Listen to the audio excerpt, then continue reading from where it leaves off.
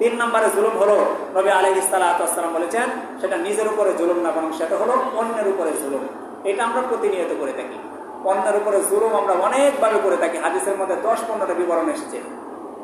অন্যের উপরে সবচেয়ে বড় যে জুলুমটা আমরা করে থাকি, নবীজি হাদিসের মধ্যে বলেছেন, সেটা হলো ফাসাবুল আত, জমি দখল করার মাধ্যমে আমরা জুলুম করে থাকি। অন্যের জমি আমরা দখল করি, জমির আল কাটতে কাটতে নিজের জমি অন্যের জমির মধ্যে ঢুকিয়ে ফেলি আমরা। ফুপুর সম্পত্তি, খালার সম্পত্তি, চাচার সম্পত্তি, বাতিজার সম্পত্তি, এগুলো আমরা ঠিক মতো বুঝিয়ে দেই না, এগুলোকে আমরা দখল করি।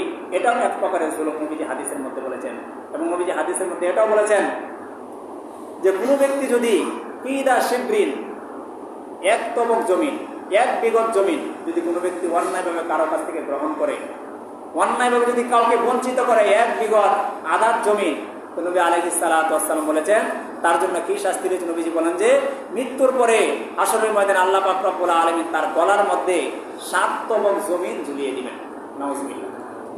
চিন্তা করে দেখেন, যারা ফুফুদের হক মেরে দেয়, চাচাদের হক মেরে দেয়, ভাই বোনের হক মেরে দেয়, বা অন্য প্রতিবেশীর সম্পদ শক্তি কাটিয়ে প্রভাব দেখিয়ে যারা জমি দখল করে, তাদের ক্ষেত্রে নবী আলাইহিস সালাতু ওয়াস সালাম কি বলেছেন, এক বিঘত। আমরা তো কত শত শত জমি দখল করে দিই। বড় বড় যে কোম্পানিগুলো রয়েছে আমাদের দেশে, গরিবের অনেক সম্পদগুলোকে তারা আত্মসাৎ করে নিয়েছে। তো নবীজি বলতেছেন, অন্যায়ভাবে যদি কেউ এক বিঘত পরিমাণ জমি কেউ দখল করে নেয়, এটাও এক প্রকারের জুলুম।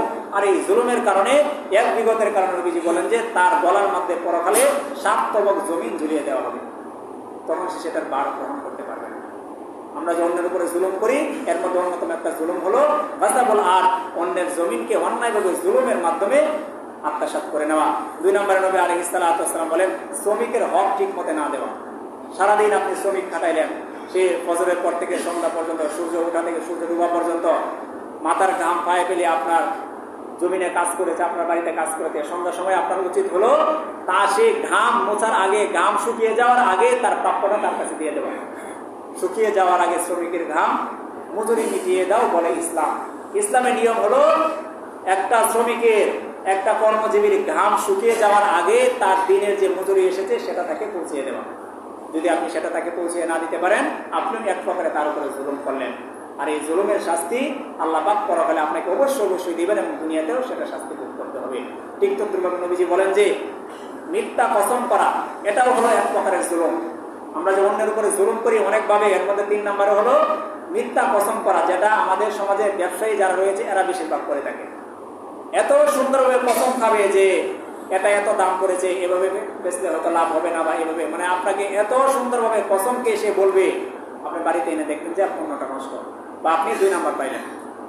এই যে মিথ্যা কসম খাওয়ার মাধ্যমে মানুষকে ধোঁকা দিচ্ছে, মানুষকে জুলুমের শিকার করতেছে, এর জন্য এই ব্যবসায়ীদেরকে জুলুমের কারণে তাদেরকে সেই পাপের কাঠগড়ার মধ্যে তাদেরকে দাঁড়াতে হবে।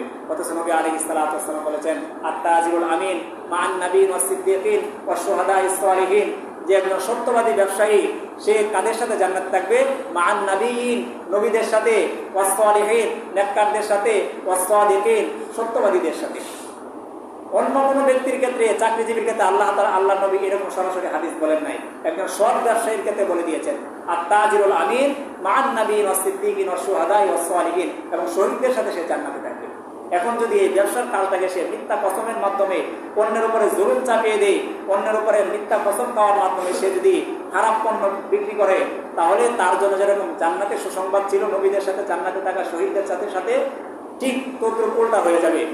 সে আবু জাহেল, উতবা, সাইবা তাদের সাথে সে জাহান্নামবাসী হয়ে যাবে। এই জন্য যারা সমাজের মধ্যে ব্যবসা করি, আমরা মিথ্যা কসমকে নিজেদের উপরে কখনো জুলুম করবো না। এটা আমাদের জন্য অন্যতম আরেকটা শিক্ষা। নবী আলাইহিস সালাতু ওয়াস সালাম বলেন, মানুষ যে নিজের উপরে নিজে জুলুম করে, সেটা হলো জাদু করার মাধ্যমে, অন্যকে জাদুগ্রস্ত করা, জাদু টোনা, এগুলোর মাধ্যমে মানুষকে বসে নিয়ে আসা, এটাও এক প্রকারের জুলুম। মানুষকে বাধ্য করে অন্যায়ভাবে গুনাহের মাধ্যমে এটাকে মানুষকে করা হয়, এটা অন্যতম একটা জুলুম। নবীজি আরো বলেন, অন্যের উপরে যে আমরা জুলুম করে থাকি, এটা কিভাবে করে থাকি, এটা হলো সন্তানদের, নিজের যার সন্তানদের মধ্যে সমঝোতা বা সামঞ্জস্যতা বজায় না রাখা। দেখা যায় পরিবারের বড় ছেলে বেশিরভাগ সময় ঠকে যায়, বাবা সংসারে সবচেয়ে বেশি গানি টানে, সবচেয়ে বেশি দায়িত্ব পালন করে পরিবারের যে বড় ছেলে বা বড় মেয়ে, বড় সন্তান থাকে সে, কিন্তু সর্বশেষ সেই সবচাইতে বেশি দোষী হয়, সেই সবচাইতে বেশি কলঙ্কিত হয় সেই সবচেয়ে বেশি অপরাধী হয়। অথচ পরিবারের মধ্যে দেখা যায় তার সবচেয়ে বেশি অবদান থাকে বেশিরভাগ ক্ষেত্রে, কিছু কিছু ক্ষেত্রে ভিন্ন হতে পারে। তাহলে নবী আলাইহিস সালাতু ওয়াস সালাম সাহাবাদেরকে এটা বলতেন। এক সাহাবার মধ্যে এরকম ছিল, নোমান ইবনে বশীর রাদিয়াল্লাহু তাআলা আনহু, উনি ওনার সন্তানদের ক্ষেত্রে এটা করেছিলেন। তখন নবীজি বলে দিয়েছিলেন যে, হে আমার সাহাবা, মিম্মা তারাকা ইন্নী লা আশহাদু আলা জাওরিন, তুমি যেটা জুলুম করতেছো এটার জন্য কিন্তু তোমাকে আল্লাহ পাক পরকালে আটকিয়ে দিবেন। সুতরাং মোহতারাম হাজিরিন, যাদের ঘরে একাধিক সন্তান রয়েছে, সন্তানদের ক্ষেত্রে ভালোবাসার ক্ষেত্রে ভিন্নতা হয়ে যায়। অনেক সময় অনেক সন্তানের প্রতি টান বেশি থাকে, কারো প্রতি একটু কম থাকে, সেটা ভিন্ন কথা।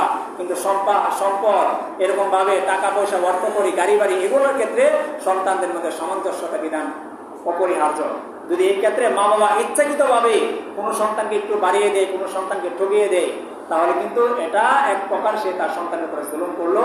আর জুলম জুলমাতু ইয়াউমাল কিয়ামা, আর এই জুলুম করার কারণে এই জুলুমটা কিয়ামতের দিন ওই ব্যক্তিকে অন্ধকার হিসেবে গ্রাস করে নেবে। এই জন্য আমরা যে একে অন্যের উপরে জুলুম করে থাকি, অন্যের উপরে জুলুম করে থাকি, এটা হলো অন্যতম একটা প্রকার যে নিজেদের সন্তানদের মধ্যে জুলুম করা। ঠিক তদ্রুপভাবে নবীজি বলেন যে আমরা অন্যের উপরে যে জুলুম করে থাকি, এটা হলো মিথ্যা একটা সাক্ষী দেওয়ার মাধ্যমে আমরা অনেক সময় অনেকের উপরে জুলুম করে থাকি। ক্ষমতা আছে, টাকা আছে, অর্থ আধিপত্য আছে, এর কারণে দেখা যায় যে মিথ্যা সাক্ষী দেওয়ার মাধ্যমে সত্যটাকে আমরা মিথ্যাতে প্রমাণিত করে দিই। এটা খুবই খারাপ জিনিস।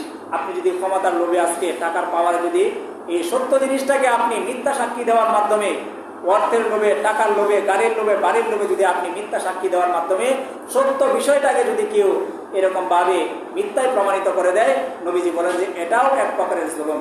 আর এই জুলুমের কারণে জুলমাতু ইয়াউমাল কিয়ামা, কিয়ামতের দিন সে এই জুলুমের শাস্তি ভোগ করবে।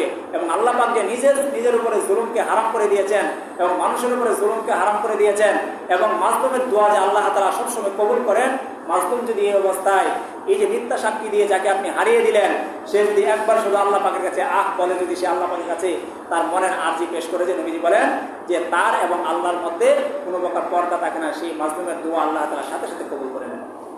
এই জন্য মোহতারাম হাজিরিন, অন্যের উপরে জুলুম করা যে অনেক পাপ, অনেক গুনাহ, এই সমস্ত ঘটনা থেকে বোঝা যায় অন্যের উপরে কখনো জুলুম করতে নেই। ঠিক তদ্রুপভাবে অনেক জুলুম রয়েছে, এরকম ভাবে একে একে বলতে গেলে অনেক সময় প্রয়োজন। হাদিসের মধ্যে এসে নবী আলাইহিস সালাতু ওয়াস সালাম বলেছেন, 4 ধরনের ব্যক্তি এরকম রয়েছে যারা যখনই হাত তুলে সাথে সাথে আল্লাহ তাআলা কবুল করে নেয়। 1 নম্বর হলো মা যখন সন্তানের জন্য হাত তোলে, আল্লাহ তাআলা সাথে সাথে ওই ব্যক্তি দোয়া কবুল করে নেন। ঠিক তদ্রুপভাবে রোজাদার ব্যক্তি, মুসাফির ব্যক্তি, এবং 4th নম্বরে নবীজি বলেন যে মাজলুম ব্যক্তি, যার উপরে জুলুম করা হয়েছে, সে সঠিক কিন্তু অন্যায়ভাবে তাকে ফাঁসিয়ে দেওয়া হয়েছে, অন্যায়ভাবে তার ক্ষতি করা হয়েছে, অন্যায়ভাবে তাকে সম্পদ থেকে বঞ্চিত করা হয়েছে, অন্যায়ভাবে তার জমি দখল করে নেওয়া হয়েছে, অন্যায়ভাবে তাকে হত্যা মামলার আসামি করা হয়েছে।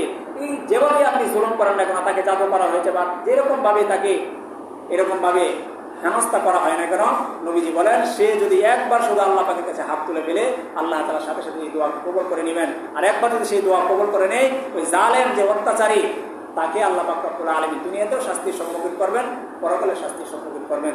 এই জন্য মোহতারাম হাজির, এই যে দীর্ঘক্ষণ আমরা জালেম এবং মাজলুম যে অত্যাচার করে এবং যে অত্যাচারিত হয়, এই বিষয়গুলো সর্বদা আমাদের মাথায় রাখা উচিত।